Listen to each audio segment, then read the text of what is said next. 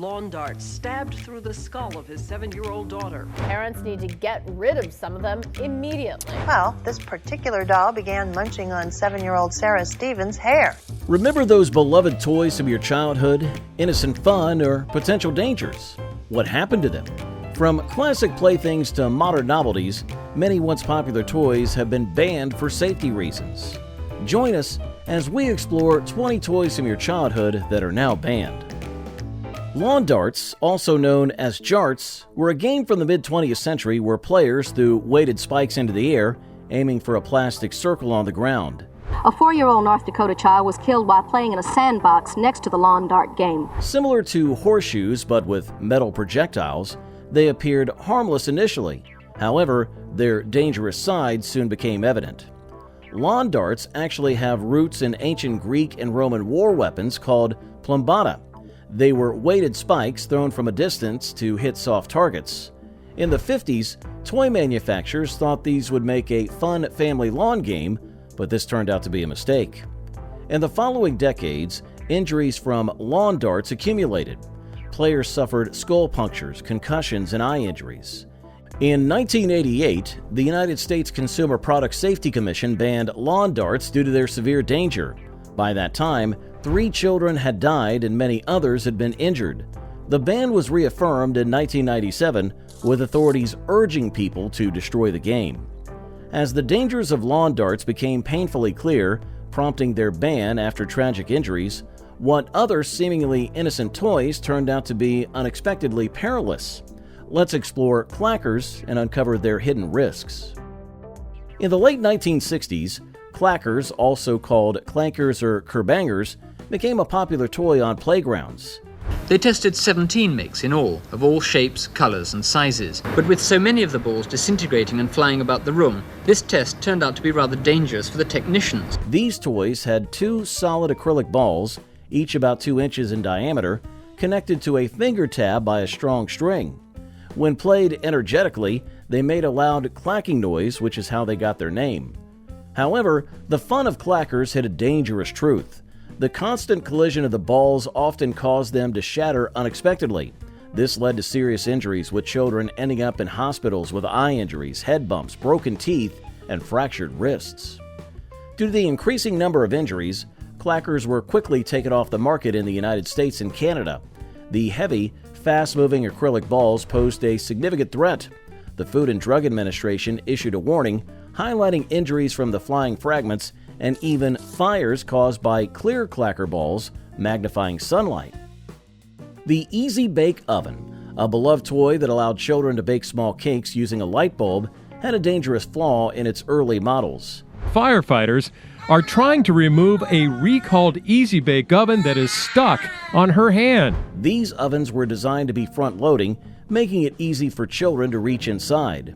Unfortunately, this design also made it easy for curious kids to insert their fingers into the oven's opening, leading to serious injuries. The heating element inside could cause severe burns, and there were instances where children's fingers became trapped. Between 2006 and 2007, there were 29 reported incidents of children suffering burns and finger entrapment, some resulting in serious injuries, including partial finger amputations. The U.S. Consumer Product Safety Commission intervened, prompting a recall of about 985,000 Easy Bake Ovens. Caregivers were advised to keep these toys away from children under 8 years old to prevent further injuries. Despite its popularity, the Easy Bake Oven posed significant risks to young users. In the 1950s, kids could buy a surprising toy, the Gilbert U-238 Atomic Energy Lab. Creation of the Atomic Energy Lab was closely tied to the events of World War II and subsequent Cold War tensions. This kit aimed to teach them about nuclear reactions and came with real radioactive materials. Inside the shiny metal case were actual samples of uranium-bearing ores like autunite, tobernite, uraninite, and carnotite. These weren't fake, they were real. The lab also included a Geiger-Müller radiation counter, a cloud chamber, and an electroscope. It's incredible to think young scientists were handling uranium. Gilbert's promotional material claimed the materials were safe, saying they were certified by Oak Ridge Laboratories and the Atomic Energy Commission. They argued the kit's radioactivity was minimal, similar to a day's sun exposure, but today it seems unbelievable that a toy could be a mini nuclear lab. As kids in the 1950s handled real uranium in their Gilbert U-238 atomic energy lab, it's astonishing how toys evolved. But could any toy be riskier than a doll that ate everything, including children's hair? Let's explore the Snack Time Cabbage Patch Kid. In the mid-1990s, Mattel released the Cabbage Patch Kids Snack Time Kid dolls. These dolls had a unique feature. They could eat plastic snacks like tiny carrot sticks, cookies, and fries, which slid into the dolls' motorized mouths. Initially, this seemed magical, but problems soon emerged.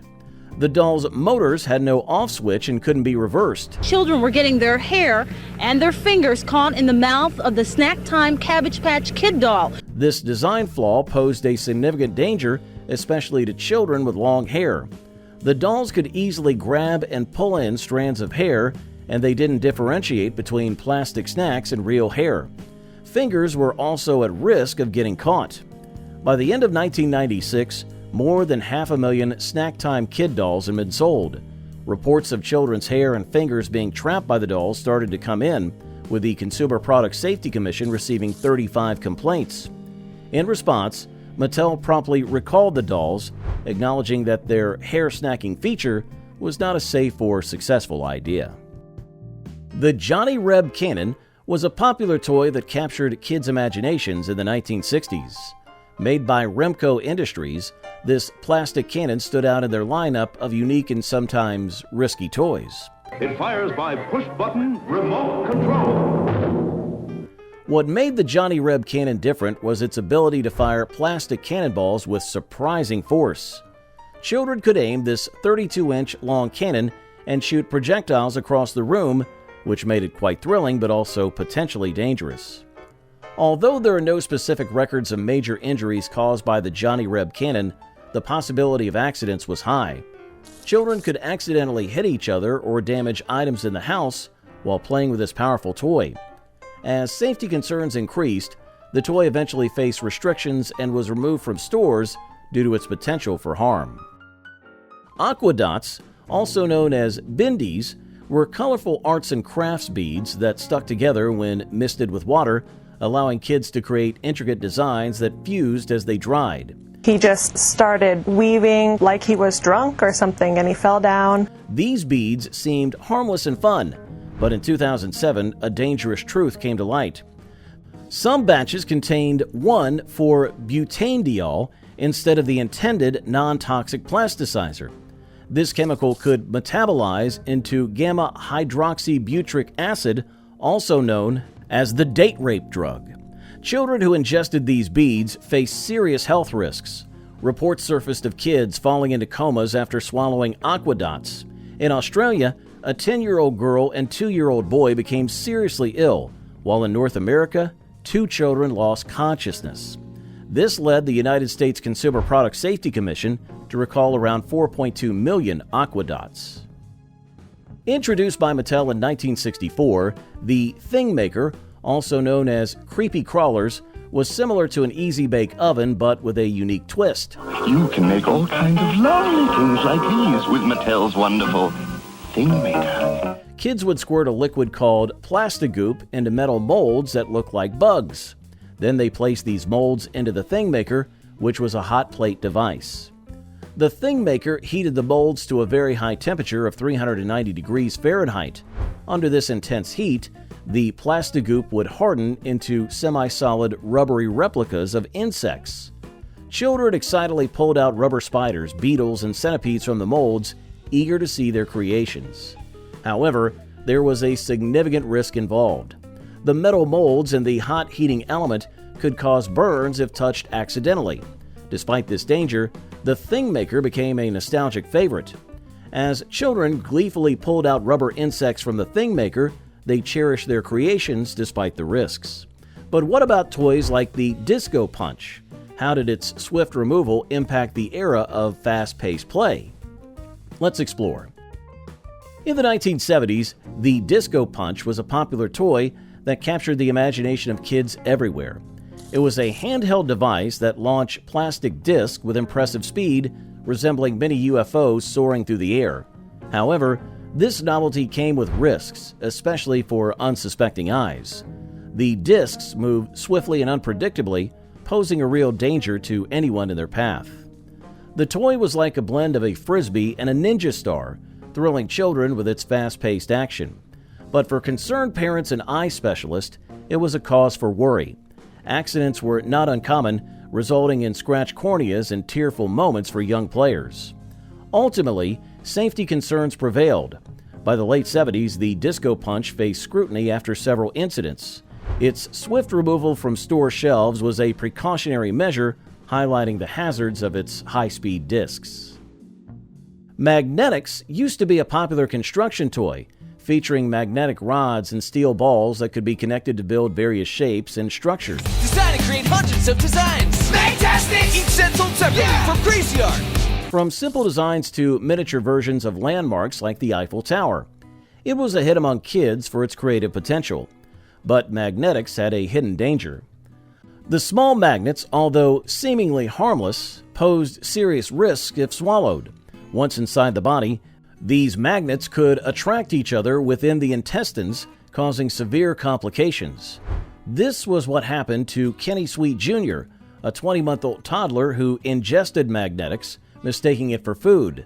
The magnets connected inside his stomach, causing internal injuries on Thanksgiving Day in 2005. The incident with Kenny was tragic, but it wasn't isolated. Due to similar cases and the serious health risk posed by the magnets, the Consumer Product Safety Commission intervened. In 2006, they issued a recall for 3.8 million magnetic sets.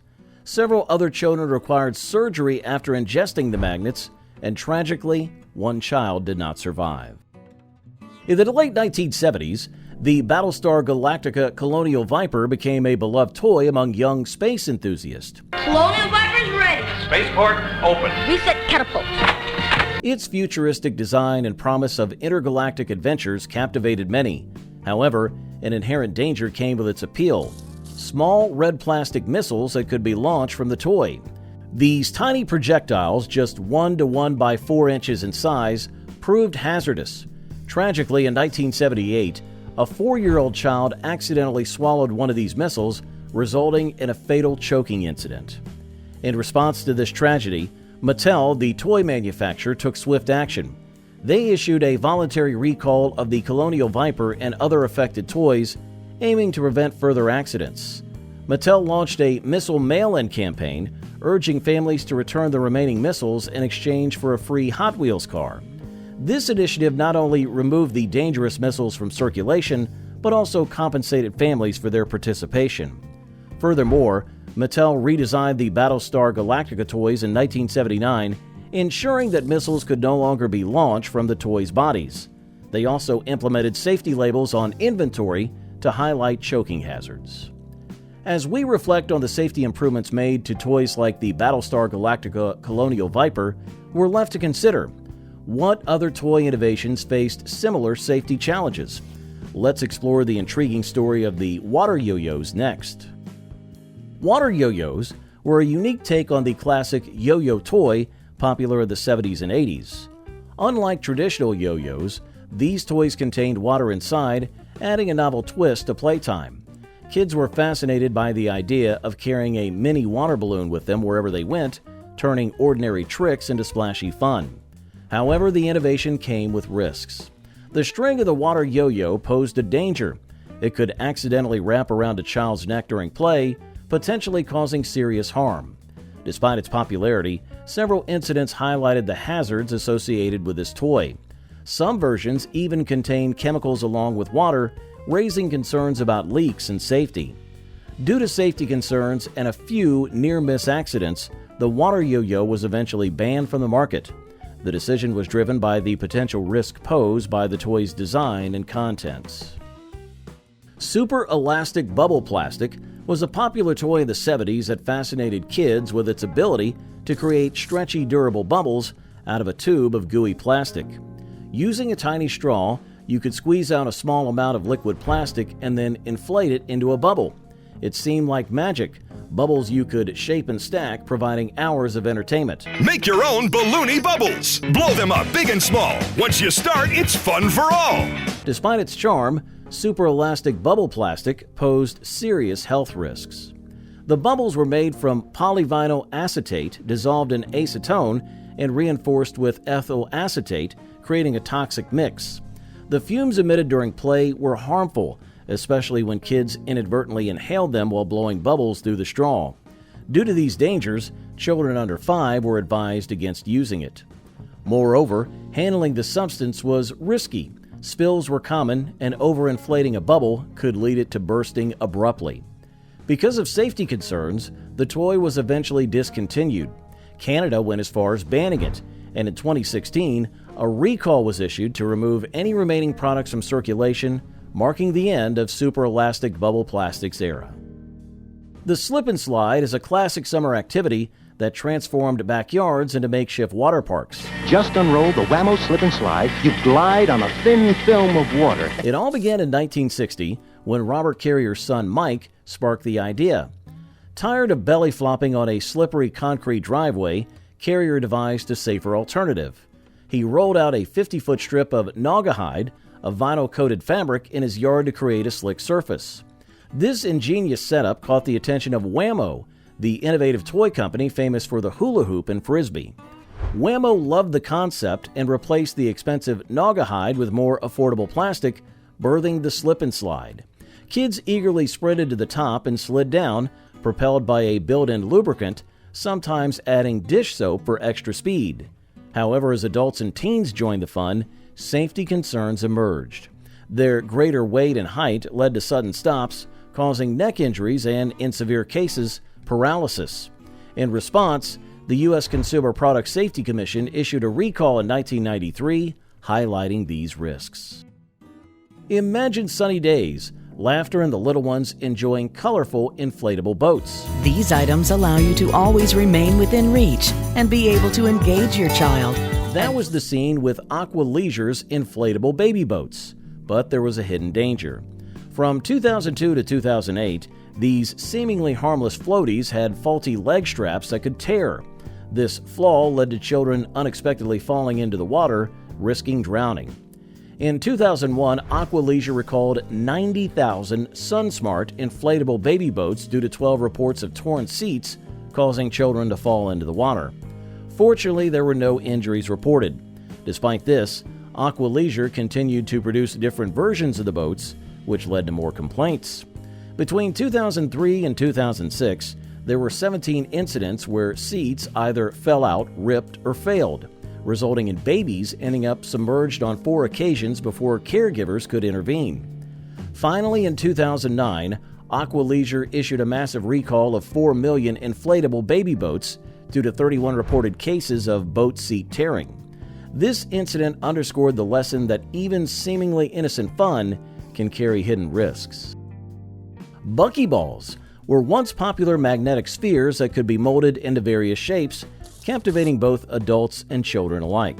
Toy magnets are making children sick. The Consumer Product Safety Commission wants the manufacturer to actually stop selling Buckyballs. Alongside Zen magnets and Neo balls, these rare earth magnets became sought-after desk toys.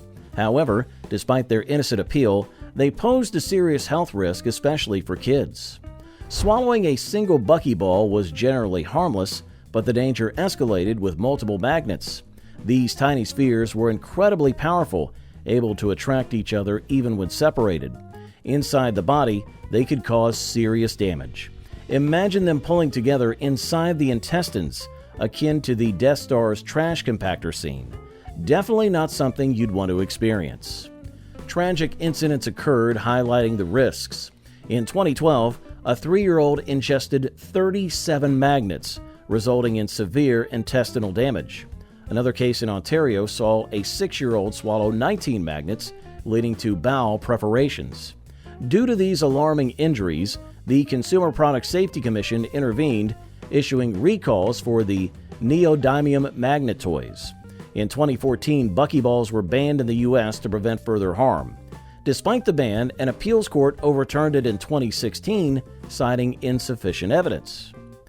As we delve into the risk of magnetic toys like buckyballs, we uncover their banned history and the controversy surrounding their safety. Now, what about the dangers hidden within the thrilling world of remote-controlled airplanes? Let's explore. In the late 1970s, Sky Ranger's Park Flyer radio control airplanes became a popular choice among both children and adults. The small radio-controlled planes could be seen darting through the skies on sunny afternoons at parks, bringing excitement to those piloting them. However, amidst the thrill of flying, these miniature aircraft pose a serious danger. Due to faulty batteries, there was a risk of overheating and subsequent ignition. The consequences of these battery malfunctions were significant. Estes Cox Corporation, the distributor, received numerous reports of 45 airplanes exploding. Some users experienced temporary ear pain or hearing loss, while others suffered minor burns to their hands, faces, or eyes. In one case, medical attention was needed for burning eyes. In response to these safety concerns, the U.S. Consumer Product Safety Commission intervened in 2007. They issued a voluntary recall of the Sky Ranger's Park Flyer radio control airplanes due to the risk posed by potential explosions near consumers.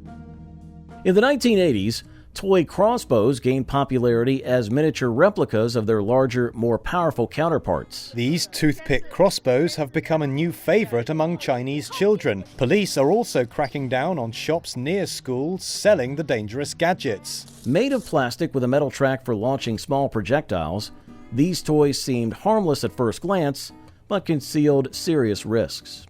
Children were drawn to them because they mimicked real crossbows, capable of firing toothpicks, needles, or even nails. Despite their small size, toy crossbows posed significant dangers. The projectiles they launched had enough force to puncture the skin, as demonstrated in videos where they easily pierced cardboard and even burst balloons. The most concerning risk was to the eyes. Sharp projectiles could cause severe injuries, potentially leading to permanent damage. In response to these hazards, authorities in China took action. Toy shops were raided, and the sale of these pocket-sized crossbows was banned to prevent further harm. However, in the U.S., they remain largely available as the Consumer Product Safety Commission has not issued a recall for them. In the carefree era of the 1970s, yo-yo water balls appeared harmless enough. These soft toys, filled with liquid and attached to stretchy cords, promised hours of amusement. However, beneath their bright colors lay serious risks. Yo-yo water balls were made from highly flammable materials, posing a significant fire hazard. Even more concerning was the stretchy cord, which could easily wrap around a child's neck, leading to the risk of strangulation. Not only that, but the liquid inside wasn't just water. It contained toxic substances, adding a potential poisoning danger to the mix. Due to these hazards, several states in the U.S., including Illinois, New Jersey, and New York, imposed bans on yo-yo water balls to protect children. Despite warnings, injuries continued to occur.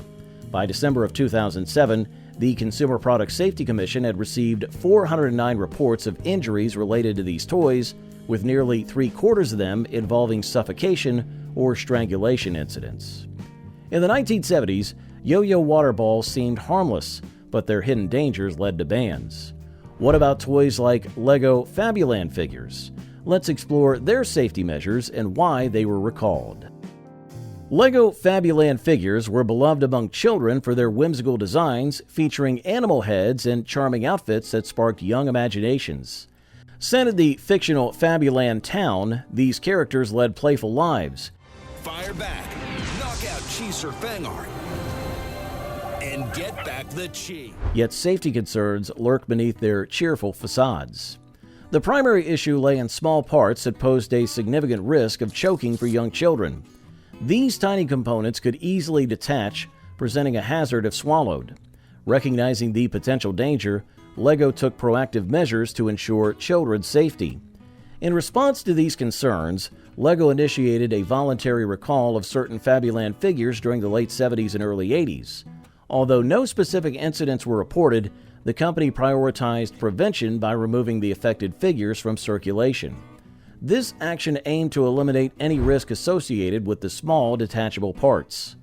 While the broader Fabuland line continued to captivate children, the recalled figures were permanently discontinued.